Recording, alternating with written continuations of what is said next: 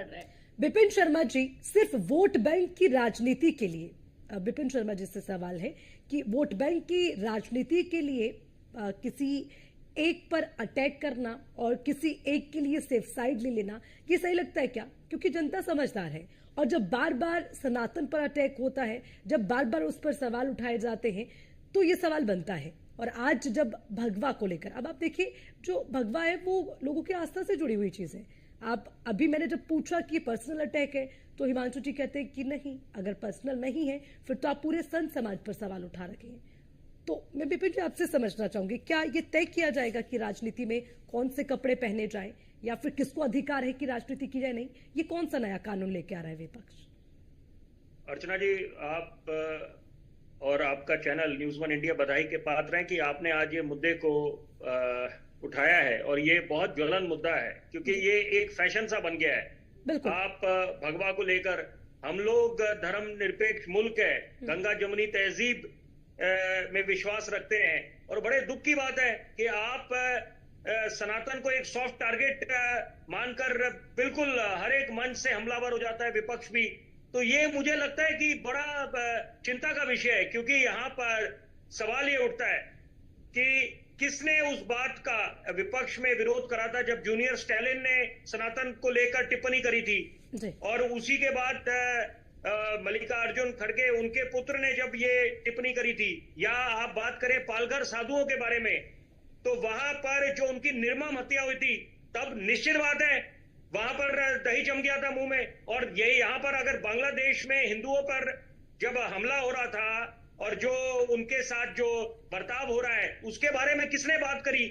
और ये क्या किसी को बताने की आवश्यकता है? अमेरिका के जो अब इस समय राष्ट्रपति चुने गए हैं, डोनाल्ड ट्रंप, उन्होंने वो मुद्दा उठाया, जबकि ये मुद्दा देश में हर एक मंच पे हर एक देशवासियों को एक स्वर में स्वर मिलाकर उस बात का विरोध करना चाहिए था, अपनी चिंता जाहिर करनी चाहिए थी कि वहां पर बांग्लादेश में जो हिंदुओं का हाल हो रहा है। तो यहाँ पर हम लोग ये बात नहीं विश्वास रखते। बतौर पत्रकार मैं बड़े जिम्मेदारी से बात बोलूंगा, हम लोग सबसे पहले मानवता को अपना धर्म मानते हैं और राष्ट्र सर्वोपरि, धर्म बाद में। लेकिन क्या ये सवाल बनेगा नहीं, उठेगा नहीं कि यहाँ पर जो आप एक तरफा सहूलियत के हिसाब से सनातन को टारगेट बनाने लग जाते हैं और बेतुकी बातें करने लग जाते हैं कि यहाँ पर आप अगर भगवा धारण करे हुए हैं तो आप लोग राजनीति में नहीं आ सकते। ये क्या हुआ?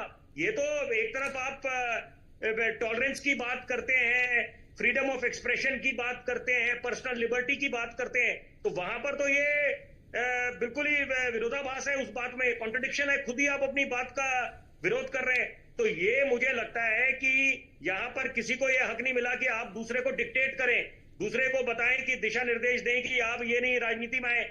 मैं मिसाल के तौर पे एक बात जरूर बोलना चाहूंगा आपके दर्शकों की जानकारी के लिए कि पहले एक खिलाड़ी थे, उन्होंने कोई बातचीत पे कोई टिप्पणी करी, या एक कलाकार थे, बड़े महान अदाकार फिल्म जगत से, तो वहां पर भी उनको घेरा गया।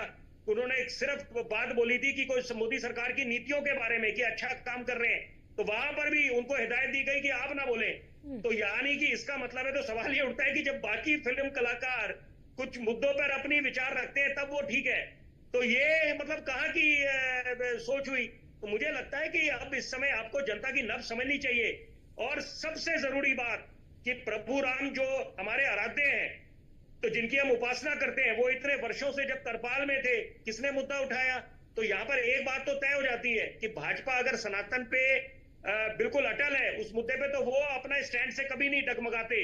और यही बात है कि 1980 में जिस दल का जन्म हुआ, तो आज 2 मेंबर पार्टी से लेकर आज वो कहां पहुंचे? 2014 में उनको स्पष्ट बहुमत मिला, 2019 में प्रचंड बहुमत मिला। तो जनता की नब्ज समझिए। यहाँ पर हम नहीं कहते कि यहाँ पर धर्म के आधार पे चलेगा, लेकिन किसी की भी धार्मिक भावना के साथ खिलवाड़ नहीं होना चाहिए। हम लोग बिल्कुल उचित बात, सबकी धार्मिक भावना का सम्मान करते हैं। विपिन जी, बिल्कुल किसी की भावना से खिलवाड़ नहीं होना चाहिए।